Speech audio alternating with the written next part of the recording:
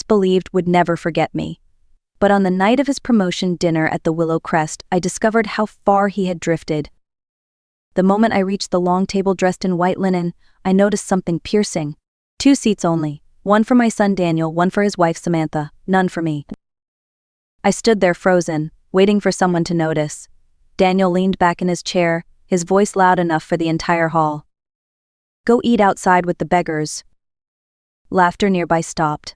Samantha lifted her wine glass, her lips curved in a mocking smile. "Sandra, not everyone belongs at this table," she added softly, her words dripping with cruelty. My chest burned. My hands trembled. But I had learned long ago how to hide a shaking heart. I straightened my back, my smile thin but steady. I caught the eye of a young server standing nearby, unsure whether to intervene. When he stepped close, I whispered a few words into his ear. His eyes widened, then he gave a sharp nod and hurried toward the kitchen. Daniel smirked, certain I had asked for a chair. To him, it was proof of weakness, a moment to mock later. Samantha tilted her head, savoring what she thought was my humiliation. Instead, I placed my small leather clutch on the table with a firm click. Slowly, I looked at them both, my voice calm but carrying across the room. "Fine," I said. "If someone has to leave tonight, it will not be me." For one still second, everything froze. Glasses paused midair, forks hovered above plates, even the piano stopped. Daniel's smirk faltered into confusion. He leaned forward, his tone sharp. "What are you even saying, Mom? This is my night, my dinner, you don't belong here." I held his gaze, my smile unshaken. Inside, my heart pounded, but I knew tonight Daniel was about to learn a truth he never imagined. Long before that night at the Willow Crest, my life had already been tested by hardship. I was 40 when my husband, Patrick, died suddenly in a car accident. Overnight I became a widow, left with Daniel, still a teenager, and debts from the small shop we had tried to run together. I remember standing at his graveside, the cold earth heavy in my hands, wondering how I would go on. I wanted to collapse, but Daniel's young face forced me to stand tall. If I gave up, he would lose everything. So I worked, and worked again. In the mornings, I sat at the front desk of a small law office, answering phones and filing papers. At night, I cleaned offices for an accounting firm, the smell of bleach clinging to my clothes. On weekends, I washed dishes at an Italian restaurant, my hands cracked from soap and water. There were weeks I slept only a few hours each night. At dawn, I whispered to myself, "Get up, Sandra. Don't stop." At first I thought I was only surviving, but slowly I realized I was learning. At the restaurant, I studied how the chef managed his kitchen, how servers charmed even the most difficult guests, how the owner handled invoices and suppliers. I soaked up everything like a student, storing it away though I didn't yet know why. Meanwhile, Daniel grew. He wanted what every boy wanted: new sneakers, money for school trips, the chance to fit in. Too often I had to say no. The hardest choice was selling my wedding ring, the last keepsake of Patrick, to pay Daniel's first year of college tuition. That night, I cried silently into my pillow, but the next morning when Daniel hugged me and whispered, "I promise I'll make you proud, Mom," the pain felt lighter. When he was accepted to a prestigious university, I nearly collapsed from pride. At orientation, I clapped until my hands ached, watching him step into a world far brighter than the one I knew. I thought my sacrifices had tied us closer, but I didn't see it yet. The more he climbed into that polished new life, the more the distance between us quietly began to grow. At first I told myself the changes were normal. College was demanding, and Daniel was surrounded by people whose lives looked nothing like ours, but the small signs were difficult to ignore. During his first year, I visited his dorm with a bag of homemade food. I thought he would be proud to share it, but his smile faltered when he saw me in the lobby. He took the bag quickly, lowered his voice, and whispered, "Mom, maybe don't come when my friends are around. They don't need to know what you do for work." The words cut deeper than he realized. I forced a smile, but as I walked back to the bus stop, I felt like my chest was being squeezed by invisible hands. Years passed. Daniel graduated with honors, secured a position at a large corporation, and rose quickly. He bought a sleek car, a tailored wardrobe, and eventually a beautiful home in an upscale suburb. When he married Samantha, a woman from a wealthy family, the distance between us widened further. At their wedding, I sat at a round table tucked near the back, surrounded by glittering chandeliers and guests who laughed as if they had never known hardship. I wore my best emerald dress, but it was modest compared to the designer gowns around me. I caught the way Samantha's eyes flicked toward me, polite but cold, as though I didn't belong in her world. After the wedding, invitations slowed. Calls came less often. When I did hear Daniel's voice, he sounded rushed, distracted, always in another world. One evening at a company party, I overheard him introducing me to a colleague. "My mother's retired now," he said lightly. "She lives quietly on a small pension." He didn't mention the years I worked 3 jobs, or the sacrifices I made to put him where he stood. He said it with a smile, as if my story was something to hide. The realization struck me like ice. My son wasn't just drifting away, he was erasing me from the version of his life he wanted others to see. The last piece of proof came when I offered to cook dinner at my apartment. Daniel hesitated before saying, "Mom, maybe it's easier if we meet at a restaurant instead." Easier. That word echoed through me like an insult. I didn't argue. I let him have his way. But that night, as I set 2 untouched plates back into the cupboard, I understood the truth. The son who once promised to make me proud was now ashamed of where he came from, and in his pride he had begun to see me not as his mother but as his burden. That night at the Willow Crest was meant to celebrate Daniel's promotion. Samantha had chosen the venue: crystal chandeliers, velvet chairs, waiters in pressed uniforms. Everything screamed of wealth and exclusivity. When I arrived, I felt the weight of the stairs. Women in silk dresses glanced at my simple gown. Men in polished shoes looked past me as though I didn't exist. Still, I held my head high. I wasn't there to impress anyone, I was there for my son. But when I reached their table, the truth was laid bare: 2 chairs only, none for me. I waited, thinking it must be an oversight, but Daniel's voice shattered that hope. "Go eat outside with the beggars," he growled, loud enough for nearby guests to hear. Laughter from other tables dimmed. Samantha lifted her glass, her smile sharp. "Don't be offended, Sandra. Not everyone can belong at a table like this." The humiliation seared through me. Every sacrifice I had made, every sleepless night, seemed erased in that single moment, but I refused to give them the satisfaction of seeing me break. I signaled a young waiter and leaned close, whispering words only he could hear. His eyes widened, then he nodded quickly and disappeared into the kitchen. Daniel smirked, certain I had asked for a chair. Samantha leaned back, enjoying what she thought was my defeat. Instead, I set my leather clutch on the table with a deliberate thud. My voice was calm, but it carried across the hushed dining room. "Fine, if someone has to leave tonight, it will not be me." For a beat, silence thickened. Guests leaned forward in their seats, forks suspended, waiting to see what would unfold. Daniel narrowed his eyes. "What are you saying, Mom? This is my dinner, you don't belong here." I met his glare without flinching. "Then why did you invite me?" He laughed bitterly. "To show you the difference, to remind you of your place. Look around, Mom. This is success, and you're just a woman in a second-hand dress living off scraps." Samantha's voice slid in, syrupy but cutting. "He's only being honest, Sandra. You should be grateful he even let you come." I let the sting wash over me, then smiled faintly. They thought they had humiliated me beyond repair. But what they didn't know was that the power in this room wasn't theirs to control. The waiter returned with a sealed envelope, placing it gently by my hand. I rested my palm on it, steady as stone. Daniel frowned, sensing something he couldn't name. I looked at both of them, my smile unwavering. Tonight, the game was only beginning. The envelope sat beneath my hand like a stone dropped into still water. Around us, the restaurant seemed to lean closer, waiting. Daniel's smirk wavered, but Samantha laughed sharply, determined to brush it off. "What is this, some dramatic stunt?" she sneered. I didn't answer her. Instead, I nodded to the young waiter, who stepped aside as another figure approached. Oscar Bennett, the manager of the Willow Crest. His face was steady, his eyes respectful. "Good evening, Mrs. Mulligan," he said warmly. Gasps rose around the room. Samantha blinked, confused. Daniel stiffened. "You know my mother?" Oscar nodded simply. "We've known each other for many years." Before Daniel could question further, another voice carried from the entrance. A tall man in a tailored suit walked in, his presence commanding immediate attention. Raymond Clark, chairman of the restaurant group. "Mrs. Mulligan," he greeted with a respectful bow of his head. "It's an honor to see you again." The whispers swelled like a tide. Guests leaned forward, astonished. Daniel looked from me to Mr. Clark, his face draining of color. Mom, what is going on?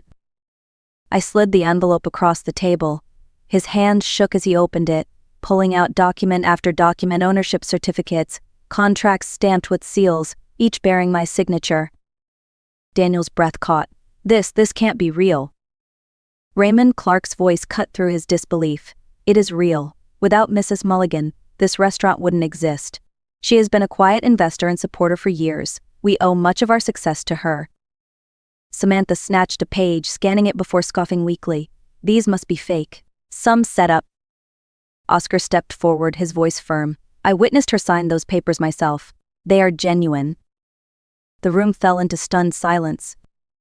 I leaned closer, my voice even but edged with steel. Daniel, tonight you stood in front of everyone and told me I didn't deserve a chair. Do you understand now whose table this really is? Daniel collapsed back into his seat, his face pale, his pride shattering. Samantha's mocking smile vanished, replaced by tight fear. I set my glass of water down gently, my eyes steady on my son. Respect isn't something you buy with a bottle of wine. It's something you give or lose forever. Around us, the room erupted in applause, the sound rolling like thunder. For the first time that night, it wasn't Daniel or Samantha commanding attention. It was me. The applause faded, but the tension at our table remained sharp as glass. Daniel buried his face in his hands, unable to meet my eyes. Samantha sat stiff, her knuckles white against her wine glass. I reached into my purse and placed a second envelope on the table. This one was thicker, heavier. Daniel's head lifted, his eyes wide with dread. For years I began calmly. I kept your name in my will. Even when you forgot me, even when you let arrogance drive you, I still believed you might change. But after tonight, that belief is broken. Gasps spread across the room as I slid the papers forward. Inside lay an interim will, stamped and notarized. I nodded toward the man stepping up beside me, David Morris, my attorney. These documents are valid, David said firmly. Mrs. Mulligan's assets will now be held in suspension. No distribution will be made unless specific conditions are met. Daniel's voice cracked. Mom, what conditions? I looked at him long and hard. 6. Each one a lesson you've forgotten. I raised a finger. First, you and Samantha will volunteer at a nursing home every weekend for 1 year. Not for show, but real service, listening, helping, understanding the loneliness of old age. A second finger. Second, you will move out of your luxury home and live in a modest apartment. With a budget of $4,000 a month, enough to live, not to flaunt. Daniel's mouth fell open. Samantha's eyes widened in outrage, but I pressed on. Third, you will work at one of my restaurants, not as a manager, not as an owner's son. As a server, carry trays, greet guests, handle complaints, learn humility. Whispers rippled across the dining room. Fourth, I continued, you will write 2 apology letters, one to your company and one to the local newspaper. Public words to admit your mistakes. Fifth, you will visit me every week, not to check a box, but to sit, talk, and listen. Learn to see me as more than a shadow. Finally, I opened my hand. 6, the most important, if either of you slips, if you mock, disrespect, or retreat into arrogance, everything ends. The inheritance goes to charity without question. The room went silent. Samantha's voice broke the air, high and brittle. This isn't fair. It's impossible. I smiled faintly, then walk away. But if you want a future, you'll earn it? Daniel's eyes shone with tears. Mom, I'll do it, I swear. I shook my head softly. Don't swear, Daniel, show me.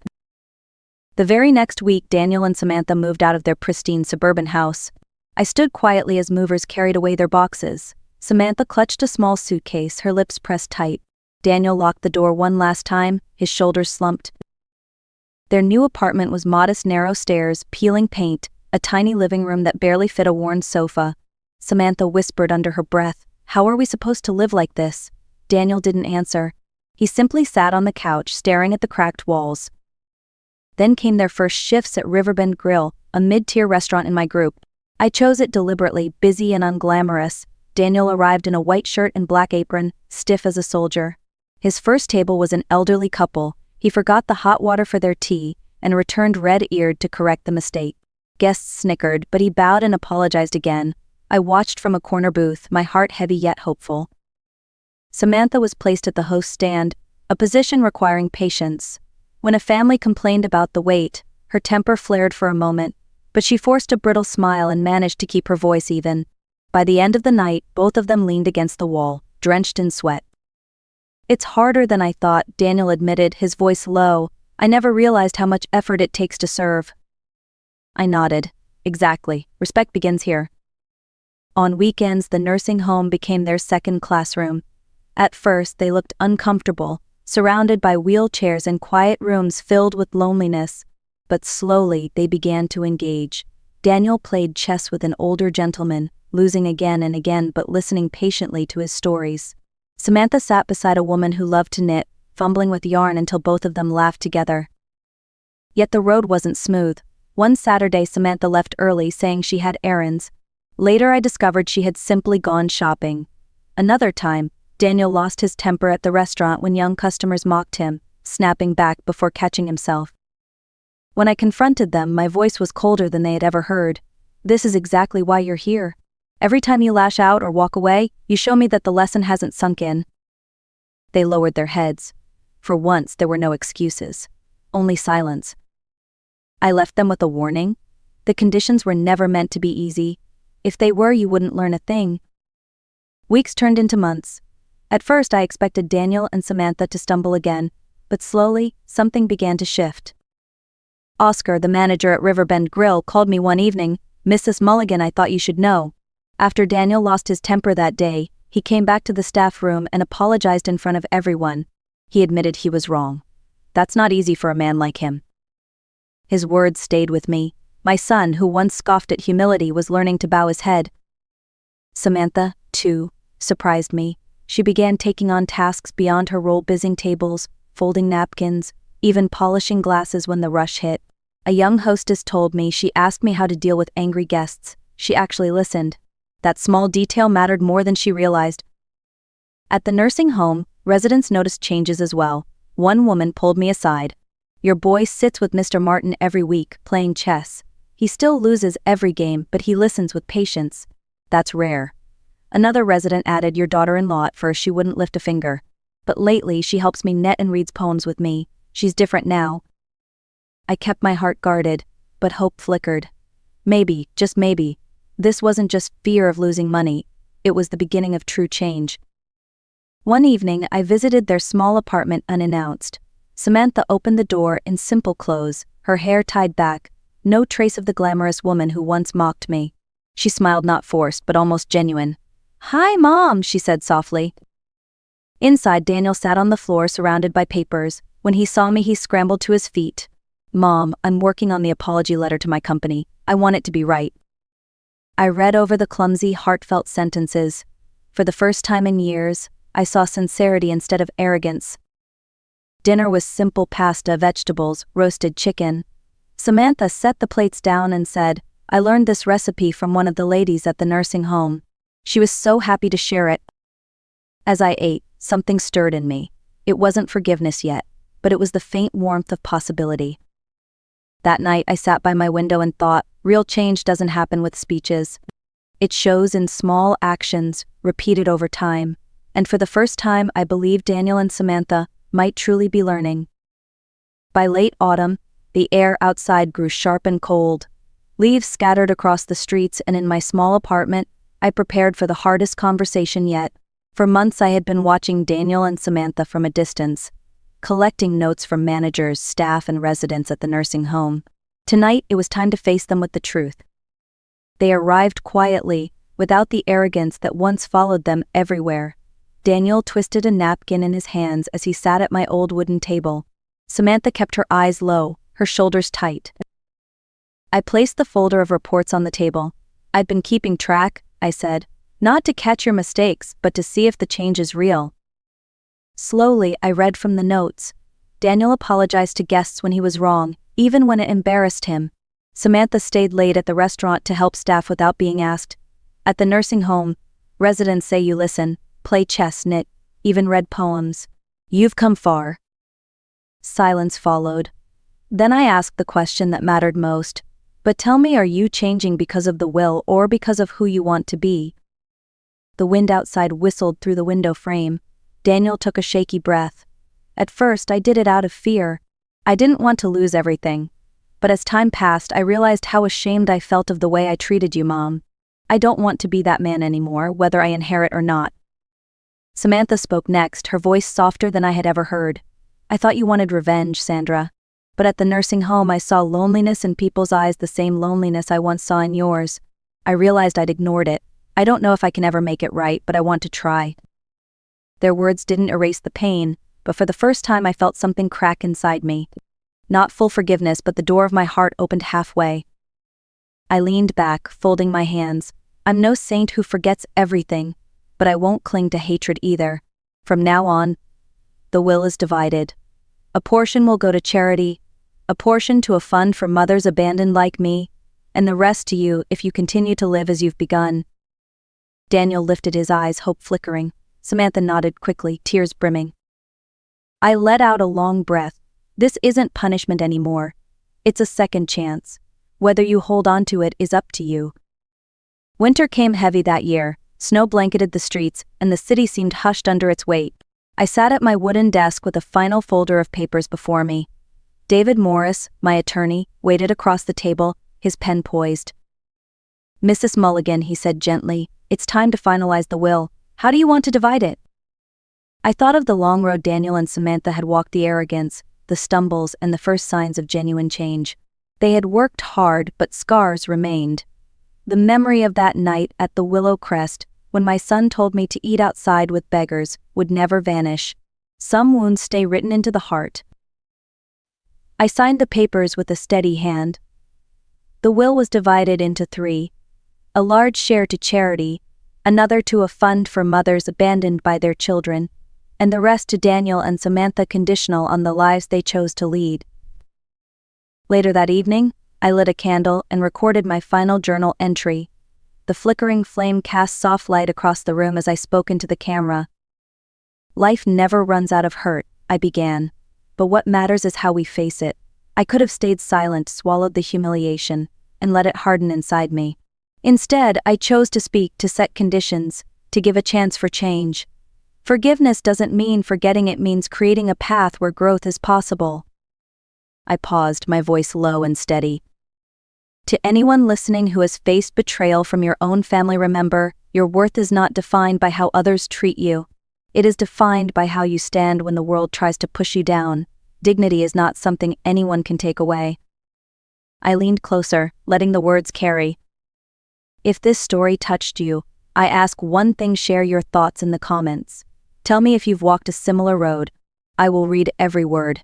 And if you want to continue on this journey with me, please like, share, and subscribe.